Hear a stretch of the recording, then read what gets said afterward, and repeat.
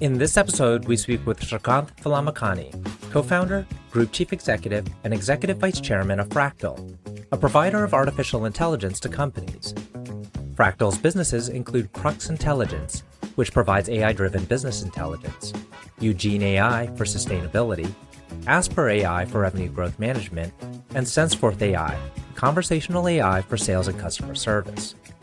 Since its founding in 2000, the company has raised more than $680 million from TPG, Apax, TA Associates, and other notable investors, and has empowered more than 100 Fortune 500 companies with its AI, data, and analytics-driven business strategies. I am your host, RJ Lumba. We hope you enjoy the show. If you like the episode, click to subscribe. Srikanth, thank you so much for taking the time to chat with us today. It's a delight to be with you. Likewise, RJ, it's a pleasure being here. I think there's no better time to be speaking with you because AI is front and center in the tech universe. It seems like we're embarking on a new generation of tech entrepreneurship and overall the tech space. Let's talk about Fractal Analytics. Let's start off there so we can give our audience kind of an overview of what your company does and how it fits into the overall AI landscape. Sure. So Fractal's vision is to power every human decision in the enterprise. So companies around the world make billions of decisions every day. And these decisions could be better if we brought algorithms, if we brought in AI, machine learning to automate, augment, or just humanize those decisions. And what Fractal does is bring those algorithms to solve problems, working with some of the largest companies in the world. We work with 150 of the Fortune 500 companies, and we are a partner in automating and augmenting their decisions and powering every human decision in the enterprise. Mm-hmm. AI is, I think, proliferating into almost every aspect of the operations of a company. Maybe could you give us an example of, I'm sure there's small use cases and big use cases. Can you tell us about how you interact with some of these Fortune 500 companies? Sure. It's usually across 5 key areas. Starts with customer or consumer, understanding the consumer and personalizing the consumer experience or customer experience, or making it frictionless, or just understanding what's the next best action at the consumer or customer level. These are very, very important for all companies because this is the primary revenue engine or growth engine for companies. So if we can make that experience frictionless through use of machine learning and algorithms, we can certainly increase success of companies. So we've seen that whether e-commerce, for example, if you have a 1 to 1.5% conversion rate, if you can improve digital conversion rate from there to 2 to 2.5%, you're suddenly talking of billions of dollars of added value. And you can do that by understanding the customer journey and making it frictionless, making it more personalized, predicting what's going to happen next, etc. So that's one area. The second area is in productivity. All companies are trying to increase their productivity. And with generative AI, you've seen a huge change in productivity, whether it's summarizing documents, asking questions, or making your investments more effective, or just making sure that your supply chain is more tightly run in the sense that there is no gap between demand and supply. There are various parts of the organization, operationally intensive aspects of every organization, which require productivity boosts, and machine learning can significantly alter that. That's 2. 3 is in improving new product introduction. Whenever you build a new product, you have a very high chance of failure. 90 to 95% of new products fail to reach their goals. So if you can use algorithms to understand what consumers really want and then build a product that really meets their needs, you have a higher chance of succeeding. So that's the third thing. Fourth is companies are trying to be more agile, more responsive, and more real-time in the way they make decisions. So if you can use data to drive those executive decisions, that's number 4. And 5 is if you can use data to reinvent yourself, build a new business model, or make yourself more sustainable. That's 5. So these are the 5 key areas that we see big companies around the world try to use AI to make better decisions, to get better in general. And generative AI is actually making all of these things more possible, more easy, and actually creating new possibilities altogether. Mm-hmm. I assume that in order for AI to be effective, you need large amounts of data. And so if you're trying to predict new product introductions, you have to be collecting data or gleaning insights from what consumers of these particular large corporations are feeling and where they're headed. How do you interact or how do you pull that data? The good news, RJ, is that data is prolific. It's all over the place. It's proliferating. It's been proliferating for a very long time. So access to data is no longer a problem. There's vast troves of data on the internet, people talking about products and services on blogs and review sites, etc. And then organizations have collected transaction data, survey data, product data, and so on. So with all of that information, really you're spoiled for choice. The problem has been traditionally that bringing all those data sources together, especially the unstructured data sources like video, voice, text, were hard problems to solve if you go back 10 years. But now with AI advances, specifically the generative AI advances, you see that you can manipulate text data or image data or video data or voice data much better, and therefore integrate them into the way you drive intelligence and decision making inside organizations. Have you found that certain sectors were faster to adopt fractal analytics, like say the CPG companies? Which sectors are most kind of pronounced within your client mix? What we've seen is companies that have in mature industries, which are very competitive, have much higher need because you have to work very hard to deliver additional shareholder returns to win in the marketplace. So there we see much better traction because it is needed. Companies, for example, we serve across the globe in markets where growth is not a problem, where companies are growing at 20% or 25% without a challenge. They don't use analytics because they don't need analytics. It's when growth becomes a challenge. It's when the marketplace is much more competitive. That's where you see industries getting very good at using data to drive decisions. So yes, consumer goods companies have traditionally been very good because they always have to fight for that 1% market share up and down, right? So they're always fighting for that. The financial services companies are also traditionally been very good at using data. And some of them have been slower. For healthcare, for example, has been relatively slow. Insurance industries, somewhere in between. Technology industry, for example, because they're native to this kind of technology, they've been very good at using data as well. So you see a mix. But in general, we see that when an industry becomes more competitive and more mature, the need for analytics actually goes up. Mm-hmm. Now, tell us about your background and how you got into the space. I know you've been doing this for a long time, which has positioned you nicely on the advent or the boom in AI. But tell us about your background. So my background is engineering. I did my electrical engineering and did my MBA.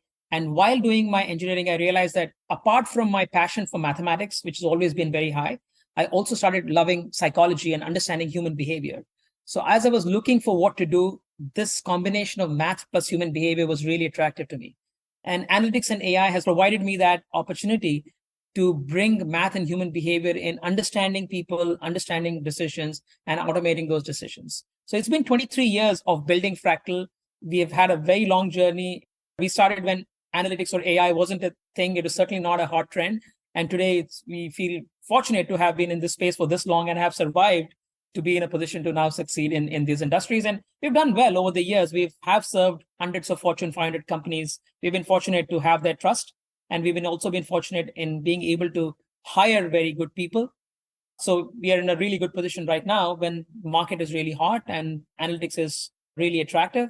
And we are also well positioned with 4,000 people team. We are really well positioned to serve the world. Yeah, I noticed you are located in many different countries and you've got thousands of employees. Tell us about your work environment. I presume in order to be able to scale as quickly as you have been and meet market demand, you have to be excellent in terms of bringing in the right talent. So how do you go about doing that? And is this a combination of remote and in-person environment? So talent is one of the most important vectors of our success. And we have been somewhat fortunate in being very selective with talent right from the beginning. So throughout our history, we've had a selection ratio of about 1:100, and now it's about 1:200, which means that in the last year and a half, we've hired about 2,000 people. But to hire 2,000 people, we have looked at 400,000 resumes. So 1 in 200 people who apply to Fractal actually gets in. So it's a very highly selective process. It is a process that ensures that we have people who are really good at what they do and also culturally aligned with how we want to serve our clients. So we need expertise because we are solving some very complex problems around the world, but we also need humility because if you're serving some of the biggest companies in the world, we have to be humble to serve. So this combination of expertise and humility is the kind of talent that we seek at Fractal. And we've been very fortunate in being able to attract such a talent. Now, once that talent is on board, we have to create an environment where they feel highly trusted. It's a transparent culture and they're free to do what they want. Right? So highly autonomous, highly trusted, and an environment where there is a lot of transparency. So an example of that would be whatever we are presenting to our board, we also present the same slides to all of Fractal and the exact same slides to our clients. This is one vision of what Fractal is, and everybody has access to the same information. We create the sense of transparency and trust. We run a weekly town hall meeting where any question can be asked, and we spend 45 minutes in answering questions every week. So these are the kinds of practices that we have created, which creates a sense of transparency and the sense of trust, and then gets our people to do our best work with the clients that we serve. It's such a low kind of acceptance rate. It seems like it's very difficult to get into your company. What's your process for recruiting? How do you get the best of the best? It is a combination of a test. We run a test in the very beginning, and then we have an elaborate interview process. The interview process involves rejection in case anyone says no. So it's a highly selective process, because if one person doesn't like what they're saying, that person is not hired into Fractal. Now, it is highly selective because of that reason. So in some ways, we are probably missing out on some very good talent as well. But the ones that we do hire are really, really good. Mm-hmm. And this is across the board, across the globe.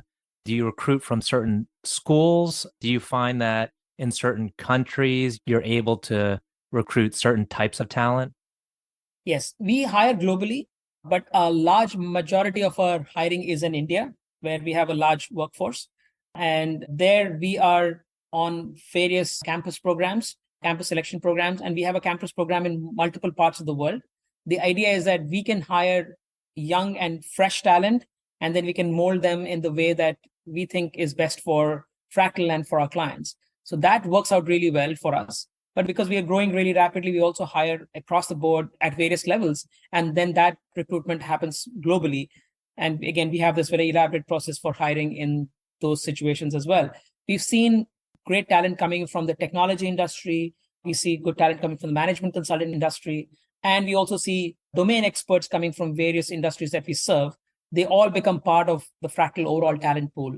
On top of that, we hire algorithms people or AI researchers, we hire engineering talent, and we hire design talent. By bringing this combination of algorithms, design, and engineering, we tend to solve a lot of good problems. And one of the ways we think of solving problems is work backwards from a decision rather than work forwards from data. Because many technology enthusiasts start with data and think that's where all the answers lie. Yes, the answers lie in the data, but you have to start with the problems or the decisions and work backwards from there. It's subtle, but it's very important when you know what your end outcome is and work backwards from there rather than work forward from your data. So that's the Fractal process, combining design and data science, or behavioral science and data science, in order to solve some of the biggest problems.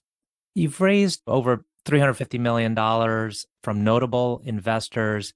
At what point did you decide to raise a significant amount of capital? What did you see happening in your business which led you to say, okay, now's the time to raise, a significant amount? We were bootstrapped for the first many years, partly because we were not growing fast enough to be able to attract capital. And I think this industry was very nascent. So there was not a lot of belief in the investors about this space. So only in 2013, when we were growing really fast and we needed to ensure, just for working capital purposes, we need to raise more capital. So we were always profitable, but the speed at which we were growing, we were not generating enough cash to even just to satisfy the growth in working capital. So that's the time we brought on TA. They put in 25 million in 2013. In 2016, we raised 100 million from Khazana. In 2019, 200 from Apax. And in 2021, we raised another 360 from TPG. So overall, we have raised about 685 million in these last 10 years. A lot of that has gone in as secondary transactions. And Fractal has been relatively capital efficient. Not more than 100 million has gone into the company. And most of that has actually been used to buy companies or acquire companies. So organically, we've been profitable and growing. We've used capital more as an inorganic approach to buying companies and acquiring companies. That's fantastic. I sense that there's a couple of advantages with Fractal Analytics versus maybe potential competitors that play in a similar space, in that you started very early, maybe when less people were thinking about AI. And then secondly, you're located in a talent-rich country where maybe cost is a little bit more favorable for that talent. Do you see it that way? Yes, I think there's no question that being early in the space was helpful, because by the time the space became very interesting, I think it would have been a very hard time to get in. We already had set up the business, we were already profitable, we had the trust of maybe 50 of the Fortune 500 clients back then. So we were in a very good position when AI took off. Around 2010, AI took off. We saw the first set of very interesting results coming from deep learning from various labs around the world between the 2008 to 10 timeframe. And then by 2015, what we saw was Fortune 100 companies were making presentations to their board about how they're leveraging data, how they're driving competitive advantage with AI, etc. So that's the time we saw significant takeoff of the business. And we were very ready because we had spent 10 years already building the business, and we were very profitable, and we had the trust of many, many companies. So it would have been very difficult to have started the company much later and got to the same level of success. Secondly, as far as cost is concerned, yes, it's been an advantage in having slightly lower costs, but the cost advantage is actually minimal compared to the talent arbitrage that we have. We really cannot hire fast enough and that much talent anywhere else. If you want to hire 100, let's say, high quality engineers, and in the Bay Area, it would take you a really long time, unless you're Google or Meta or someone like that. It takes really long time to hire. So being in a different market actually has provided us better access to talent more than the cost. Mhm. I'm really curious about those early days. Maybe like it sounds like there was about 10 years where you were bootstrapping and you said maybe you weren't growing as fast at that time. How challenging was that from like an entrepreneur's point of view, the entrepreneurial journey at that time? Extremely challenging, because you are doing something, you don't know if it's working, right? You don't have very solid feedback coming in that, yes, this is working and you're on the right track. So your conviction is what is taking you forward, but not a lot of data to suggest that you're succeeding. And secondly, you have a peer group which is doing really well, working for big companies, flying business class or first class, and you're feeling, okay, what's going on in my life? Why am I the loser trying to do this? And I don't have any evidence of success.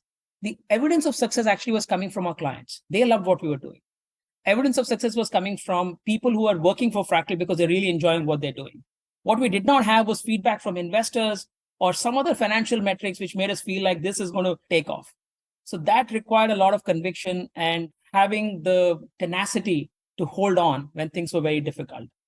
And then I learned a lot of lessons in terms of how to sell and not to sell to investors. So it was very good in some ways, because life was dealing very difficult blows, but we were getting better and better at handling those issues. And when the business took off, we were in a really good position.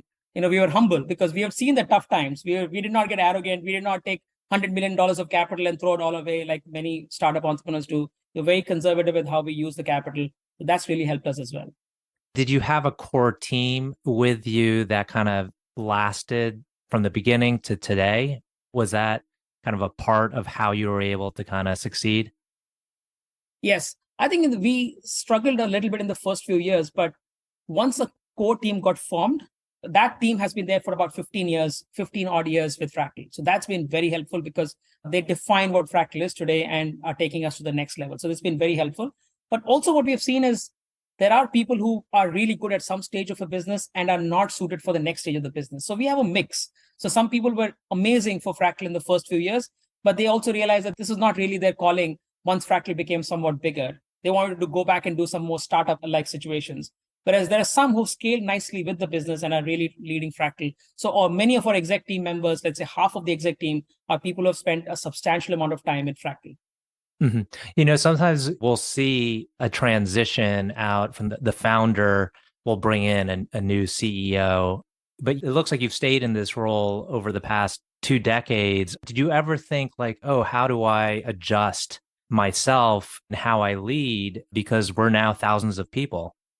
I have seen that every time I have been able to grow, I've been able to grow the business. So I'm at once the biggest advantage for Fractal. I'm also the biggest weakness for Fractal, because my limitations automatically become the limitations of the company I'm leading.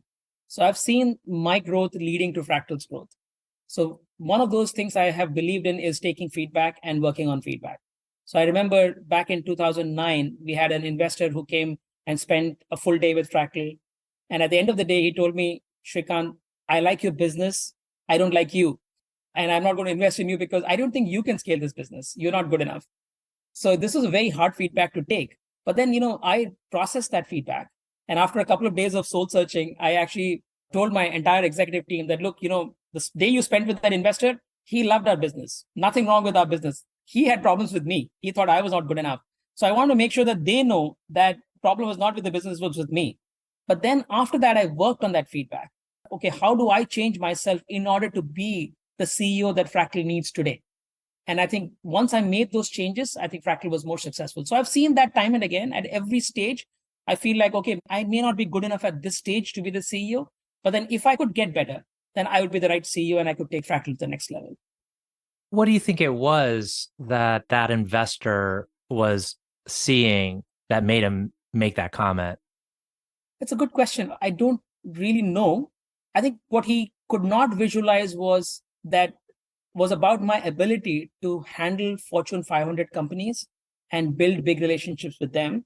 Especially these are global companies. And he saw us and he felt like these guys, they look young, they look immature. And I don't know if they can really have those conversations with the big companies of the world and lead those big relationships and sign those $100 million deals. He didn't see us doing that. And he didn't see me doing that. He felt that maybe someone with more years of experience and more fundraising experience, more client experience would be able to do that. But I think that's something that we could learn, and we learned it. Does that type of experience also fuel you to kind of prove people wrong? Absolutely. I'm competitive by nature, and the feedback, it's very hard to accept feedback. I think natural inclination of all human beings is to reject feedback. First thing you hear feedback, you say, this is not me. Obviously, you don't know me enough. You spent a day with me. I have spent, 30 years of my life being with me. So I know myself better. But then that's a natural response. Once you sort of calm down and process it, then you realize that, okay, there is some truth to it. And then once you accept that feedback and work on it, you get better.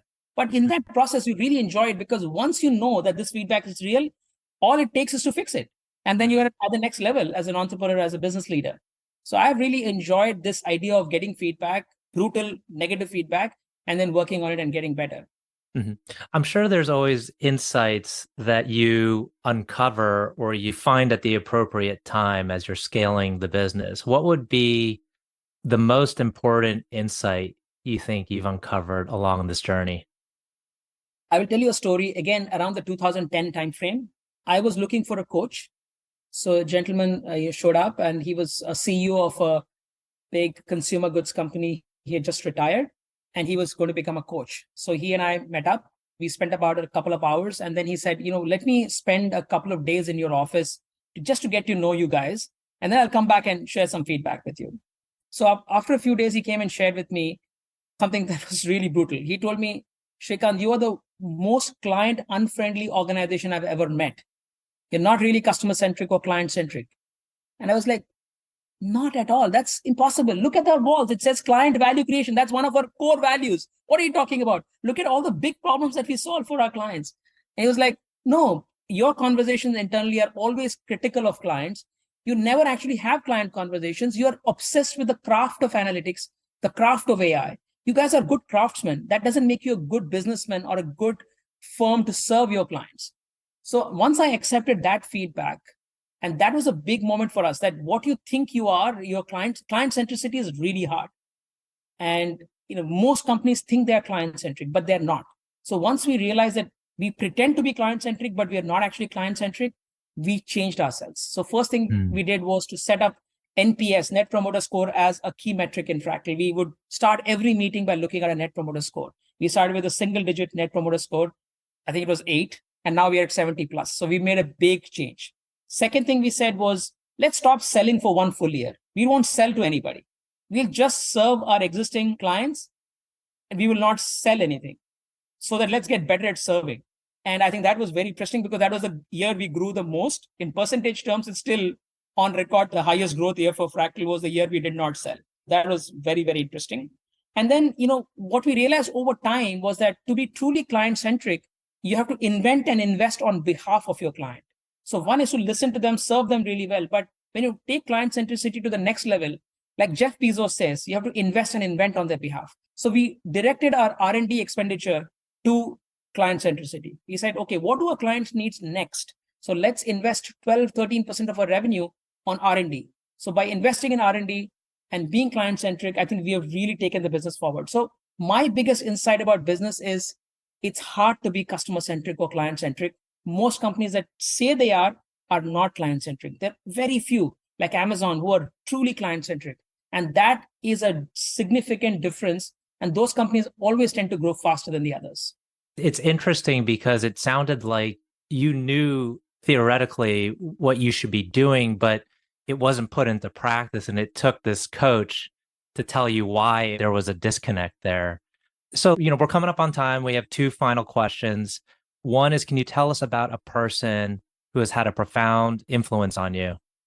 I think it would be Jeff Bezos, because I have really liked his style of leadership. And I've read all his shareholder letters starting from 1990s. And I felt that those were amazing, filled with insight. And he said those things which he showed the world to be true 10, 15 years later. So for someone to have that level of insight and that long-term thinking has been remarkable. Two things I learned from Jeff Bezos. One is customer centricity, like I just mentioned to you. And the second one is long-term thinking. How can you think 5, 6, 7 years ahead of your competition and work that into your plans? That is something that, again, only Amazon has demonstrated its ability to think long-term. So I really value what I've learned from Jeff Bezos, watching his videos and listening to his podcasts and, reading his books. It's been very insightful. Last question. Can you tell us about a charity, cause, or other endeavor that you're passionate about? I'm very interested in India's long-term success, because India is one of those countries. It's now the 5th largest economy in the world. I think it's going to become the 3rd largest economy in the next 7 years. So it's a country that had 25% of the world's GDP 200 years ago. It was a quarter of the world's GDP. And then, the British invasion happened, or whatever, colonialism happened. And I think India has lost ground. I feel like India's long-term success is very important to me. And I think preparing India for that is something that I believe in. And I feel there are two axes of success for India: education and entrepreneurship. I seriously, sincerely believe that the long-term success of any economy is a function of education and entrepreneurship. So I have spent a lot of my time on education, especially in undergrad education. I've, I founded a university called Plaksha University, which is doing reimagining higher education. It's doing a fantastic job of rethinking how higher education should be there, and specifically engineering education. And then on entrepreneurship, I've been mentoring a bunch of entrepreneurs around the world to help them in being more successful. So these are the two vectors that I feel are critical for an economy, and that's where I've been contributing my time and money. Fantastic. Well, Srikanth, I want to thank you again for taking the time. This has been a wonderful conversation. Thank you, Ajay.